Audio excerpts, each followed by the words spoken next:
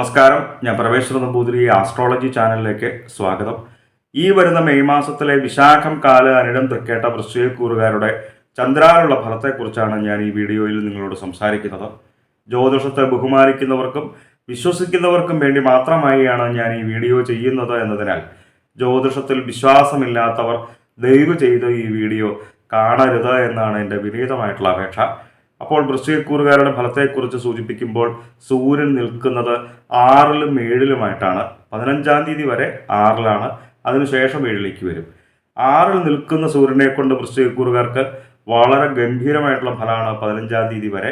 ശത്രു ദുഃഖ രോഗശമനം, ശത്രുപരമായിട്ടുള്ള ഒരു ഉപദ്രവങ്ങളും നമ്മളിലേക്ക് വന്നു ചേരാത്ത ഗംഭീരമായിട്ടുള്ള ഫലം. അതുപോലെ തന്നെ ഏതെങ്കിലും വിധേന ദുരിതങ്ങൾ അനുഭവിച്ചിരുന്നുവെങ്കിൽ, രോഗദുരിതങ്ങൾ വന്നിരുന്നുവെങ്കിൽ ആ രോഗങ്ങൾക്കും ദുരിതങ്ങൾക്കും ഒക്കെ ശമനം വന്നു ചേരുന്നൊരു ഗംഭീരമായിട്ടുള്ള ഫലത്തെയാണ് 6-ൽ നിൽക്കുന്ന സൂര്യനെ കൊണ്ട് സൂചിപ്പിക്കുന്നത് 15-ാം തീയതി വരെ. 15-ാം തീയതിക്ക് ശേഷം 7-ലേക്ക് വരുമ്പോൾ കുറച്ച് കാര്യങ്ങൾ ശ്രദ്ധിച്ചു കഴിഞ്ഞാൽ വൃശ്ചികക്കൂറുകാർക്ക് നന്നായി. അതായത് ഉദരവ്യാധി വന്നു ചേരുക. ഈ ഉദരവ്യാധി എന്ന് പറയുന്നത് വൈറസ് സംബന്ധമായിട്ടുള്ള രോഗദുരിതങ്ങളാണല്ലോ. അപ്പോൾ ഈ വൈറസ് സംബന്ധമായിട്ടുള്ള രോഗദുരിതങ്ങൾ നമുക്ക് വരുന്നത് തന്നെ നമ്മൾ കഴിക്കുന്ന ആഹാരത്തിലൂടെയാണല്ലോ ഒരു പരിധിവരെ. അപ്പോൾ ശുദ്ധമായിട്ട് വൃത്തിയായിട്ടുള്ള ഭക്ഷണം ശ്രദ്ധിച്ച് കഴിക്കുവാനായിട്ട് ശ്രമിക്കുക. വഴിനടക്കൽ ഉണ്ടാവാനായിട്ടുള്ള, അലച്ചിൽ ഉണ്ടാവാനായിട്ടുള്ള ഒരു ഫലത്തെയും 7-ലേക്ക് വരുന്ന സൂര്യനെ കൊണ്ട് സൂചിപ്പിക്കുന്നുണ്ട്. 5-ൽ നിൽക്കുന്ന ചൊവ്വയെ കൊണ്ട് അത്ര നല്ല ഫലത്തെയല്ല സൂചിപ്പിക്കുന്നത്. വൃശ്ചികക്കൂറുകാർക്ക് ശത്രുഭയം, ശത്രുപരമായിട്ടുള്ള ഉപദ്രവങ്ങൾ നമ്മളിലേക്ക് വന്നു ചേരുമോ എന്നുള്ളൊരു മാനസികമായിട്ടുള്ള ഭയം. അതേപോലെ തന്നെ രോഗദുരിതങ്ങൾ വന്നു ചേരുമോ എന്നുള്ളൊരു മാനസികമായിട്ടുള്ള ഭയം. അതായത് മാനസികമായിട്ടുള്ള, നമുക്ക് മനസ്സിൽ തോന്നുന്നതായിട്ടുള്ള, വെറുതെ വിചാരിക്കുന്നതായിട്ടുള്ള കാര്യങ്ങൾ ഒരു പരിധിവരെ മോശഫലമല്ലേ വന്നു ചേരുക. മനോവിചാര വ്യാധികൾ, അതേപോലെ തന്നെ സന്താനങ്ങൾ നിമിത്തം തന്നെ അരിഷ്ടത വന്നു ചേരുന്നൊരു ഫലത്തെയും 5-ൽ നിൽക്കുന്ന ചൊവ്വയെ കൊണ്ട് സൂചിപ്പിക്കുന്നുണ്ട്. അതായത് ജാതകപ്രകാരം ലഗ്നാലായാലും ചന്ദ്രാലായാലും 5-ാം ഭാവം കൊണ്ടാണ് നമ്മളുടെ സന്താനങ്ങളെക്കുറിച്ചുള്ള കാര്യങ്ങൾ ചിന്തിക്കുന്നത്. അതുകൊണ്ടാണ് സന്താനങ്ങൾ നിമിത്തം തന്നെ അരിഷ്ടത വന്നു ചേരുന്നൊരു ഫലത്തെയും പാപഗ്രഹമായിട്ടുള്ള ചൊവ്വ 5-ൽ നിൽക്കുമ്പോൾ സൂചിപ്പിക്കുന്നുണ്ട്. 11-ാം തീയതി വരെ ബുധൻ 5-ലാണ്. 5-ൽ നിൽക്കുന്ന ബുധനെ കൊണ്ട് ഭാര്യ ഭർത്തൃ കലഹം ഉണ്ടാവുക, ഭർത്തൃപുത്ര കലഹം ഉണ്ടാവുക, കുടുംബത്ത് കലഹം ഉണ്ടാവുക. കുടുംബത്ത് കലഹം ഉണ്ടാകുന്നത് നിങ്ങൾക്കാണെന്നുണ്ടെങ്കിലും എനിക്കാണെന്നുണ്ടെങ്കിലും ആർക്കും ഇഷ്ടമുള്ള കാര്യമില്ലല്ലോ. അപ്പോൾ ഈ കലഹം വന്നു ചേരുന്നത് തന്നെ ഒരു പരിധിവരെ നമ്മളുടെ വാക്കുകൾ നിമിത്തമാണ് എന്ന് മനസ്സിലാക്കി വളരെ നല്ല വാക്കുകൾ സംസാരിക്കുവാനായിട്ട് ശ്രമിക്കുക. അനാവശ്യമായിട്ടുള്ള തർക്കങ്ങളിൽ ഏർപ്പെടാതിരിക്കുക. 5-ൽ നിൽക്കുന്നതായിട്ടുള്ള ബുധൻ 11-ാം തീയതിക്ക് ശേഷം 6-ലേക്ക് വരുമ്പോൾ വൃശ്ചികക്കൂറുകാർക്ക് നല്ല ഫലത്തെയാണ് സൂചിപ്പിക്കുന്നത്. കാര്യവിജയം വന്നു ചേരുക, നമ്മൾ ചെയ്യുന്നതായിട്ടുള്ള കാര്യങ്ങൾക്ക് നല്ല ഫലം നമുക്ക് അനുഭവവേദ്യമായിട്ട് വരിക, പുതിയ പുതിയ സ്ഥാനമാനങ്ങൾ ലഭിക്കുക, തൊഴിൽപരമായിട്ടും ഉയർച്ച ഉണ്ടാവുക, പ്രമോഷൻ ലഭിക്കുക, ലൗകികങ്ങളായിട്ടുള്ള സുഖങ്ങൾ അനുഭവിക്കുക. 6-ൽ നിൽക്കുന്ന ബുധനെ കൊണ്ട് വൃശ്ചികക്കൂറുകാർക്ക് നല്ല ഫലത്തെയാണ് സൂചിപ്പിക്കുന്നത്. കുറച്ചു കാലമായിട്ട് വ്യാഴം 6-ലായിരുന്നു. മെയ് 1-ാം തീയതി തന്നെ 7-ലേക്ക് വരികയാണ്.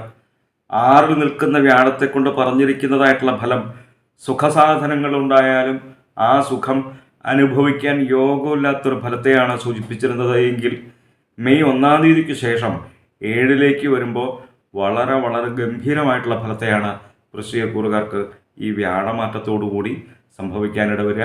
അതായത് 7-ൽ നിൽക്കുന്ന വ്യാഴത്തെ കൊണ്ട് നല്ല രീതിയിൽ തന്നെ ബുദ്ധി സാമർഥ്യം വന്നു ചേരുക, നല്ല ബുദ്ധി വന്നു ചേരുക. നല്ല ബുദ്ധിയാണല്ലോ നിങ്ങൾക്കും എനിക്കും എല്ലാവർക്കും ആർക്കും ആണെങ്കിലും തോന്നേണ്ടത്. കാര്യസിദ്ധി വന്നു ചേരുക, ചെയ്യുന്ന കാര്യങ്ങളെല്ലാം വളരെ നല്ല രീതിയിൽ തന്നെ നമുക്ക് ചെയ്യുവാനായിട്ട് സാധിക്കുക. വൃശ്ചികക്കൂറുകാർ അനുഭവിച്ചു കൊണ്ടിരിക്കുന്നതായിട്ടുള്ള പലവിധ വ്യാധികളിൽ നിന്നും ദുഃഖങ്ങളിൽ നിന്നും ദുരിതങ്ങളിൽ നിന്നുമൊക്കെ മോചനം വന്നു ചേരുന്ന ഒരു കാലയളവാണ്. ഈശ്വരാധീനമുള്ള കാലയളവായിട്ടാണ് 7-ൽ നിൽക്കുന്ന വ്യാഴത്തെ കൊണ്ട് ചന്ദ്രാര് സൂചിപ്പിക്കുന്നത്. അപ്പോൾ വിദ്യാപരമായിട്ടും ഉദ്യോഗപരമായിട്ടും ഒക്കെ വളരെ നല്ല ഫലത്തെയാണ് 7-ലേക്ക് വ്യാഴം വരുമ്പോൾ സൂചിപ്പിക്കുന്നത്. പ്രത്യേകിച്ച് എടുത്തു പറയേണ്ടതായിട്ടുള്ള ഫലങ്ങൾ, വിവാഹമതനാലോക ഭാര്യ ഭർത്തൃസമാഗമ ശയ്യാസ്ത്രീ നഷ്ടാർത്ഥ മൈഥുനാന വിശക്തമാൻ. 7-ാം ഭാവം കൊണ്ട് ചിന്തിക്കുന്നതായിട്ടുള്ള കാര്യങ്ങളാണ്.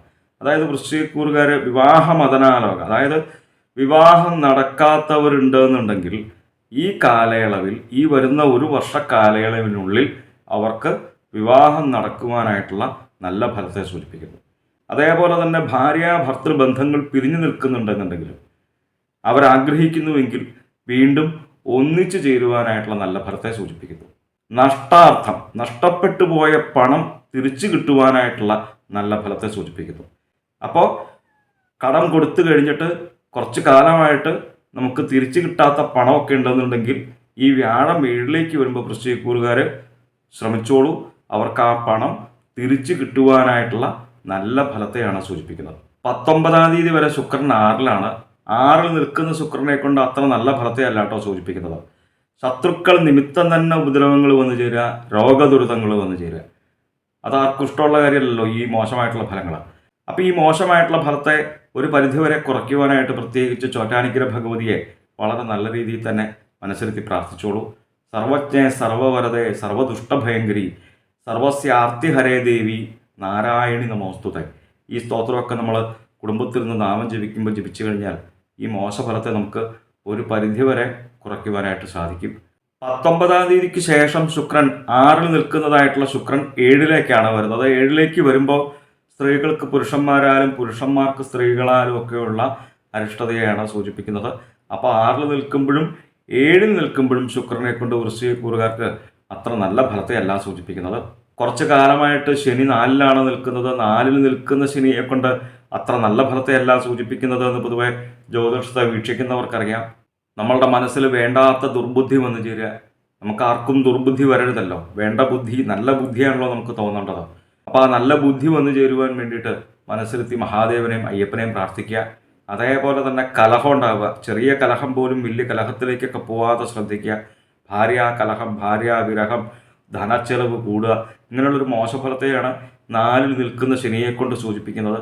എന്തായാലും വൃശ്ചികക്കൂറുകാർ ഈ വ്യാഴമാറ്റത്തോടു കൂടി അവർ അനുഭവിച്ചു കൊണ്ടിരിക്കുന്നതായിട്ടുള്ള പലവിധ വ്യാധികളിൽ നിന്നുമൊക്കെ മോചനം വന്നു ചേരുന്ന ഒരു കാലയളവായിട്ട് വേണം കണക്കാക്കുവാനായിട്ട്. വൃശ്ചികക്കൂറുകാരുടെ ഗ്രഹപ്പിഴാദോഷ പരിഹാരങ്ങൾക്ക് വേണ്ടിയിട്ട് നമ്മൾ ചെയ്യുന്നതായിട്ടുള്ള നാമജപാദികളും ക്ഷേത്രദർശനാദികളും പുണ്യമായിട്ടുള്ള കർമ്മങ്ങളും തുടരുക. നമ്മളറിയാതെ തന്നെ നമ്മളിലേക്ക് വന്നു ചേരുന്നതായിട്ടുള്ള പലവിധ ദുഃഖങ്ങളെയും ദുരിതങ്ങളെയും നമ്മളുടെ നാമജപത്തിലൂടെ, ഈശ്വര സേവയിലൂടെ, പുണ്യമായിട്ടുള്ള കർമ്മങ്ങളിലൂടെ നമുക്ക് തന്നെ മറികടക്കുവാനായിട്ട് സാധിക്കുമെന്ന് മനസ്സിലാക്കുക. നാമസങ്കീർത്തനം യസ്യ സർവ്വപാപത്രനാശനം എന്നല്ലേ പറയണത്. നമുക്ക് ഏതെങ്കിലും വിധേന ദുഃഖങ്ങളും ദുരിതങ്ങളും ഒക്കെ ഉണ്ടെന്നുണ്ടെങ്കിൽ ആർക്കാ ദുരിതങ്ങളില്ലാത്തത്, ദുഃഖങ്ങളില്ലാത്തത് അല്ലേ? അപ്പം എന്തൊക്കെ ദുഃഖങ്ങളുണ്ടെങ്കിലും എന്തൊക്കെ ദുരിതങ്ങളുണ്ടെന്നുണ്ടെങ്കിലും ആ ദുരിതങ്ങളെയും ദുഃഖങ്ങളെയും എല്ലാം ഇല്ലാതാക്കാൻ നാമജപത്തിന് അതിഗംഭീരമായിട്ടുള്ള ശക്തിയുണ്ടെന്ന് മനസ്സിലാക്കുക. നമ്മളെ കുടുംബത്തിരുന്ന് കുറച്ച് സമയം നാമം ജപിക്കുവാനായിട്ട് സമയം കണ്ടെത്തുക. എന്തായാലും ജ്യോതിഷ സംബന്ധമായ സംശയ നിവാരണങ്ങൾക്കായി നിങ്ങൾക്ക് എന്നെ 628 220 1872 എന്ന നമ്പറിൽ വിളിക്കാം. 9497095577 എന്ന നമ്പറിൽ വാട്സപ്പ് ഉണ്ട്. വാട്സപ്പിൽ നിങ്ങൾക്ക് നിങ്ങളുടെ ജനിച്ച സമയവും സ്ഥലവും ഡേറ്റ് ഓഫ് ബർത്തും ഒക്കെ അയച്ചു തരികയാണ് എങ്കിൽ നിങ്ങളുടെ ഗ്രഹസ്ഥിതി ഉണ്ടാക്കി ഇപ്പോഴത്തെ മഹാദശയും ദശാപഹാരവും നമുക്ക് മനസ്സിലാക്കുവാനായിട്ട് സാധിക്കും.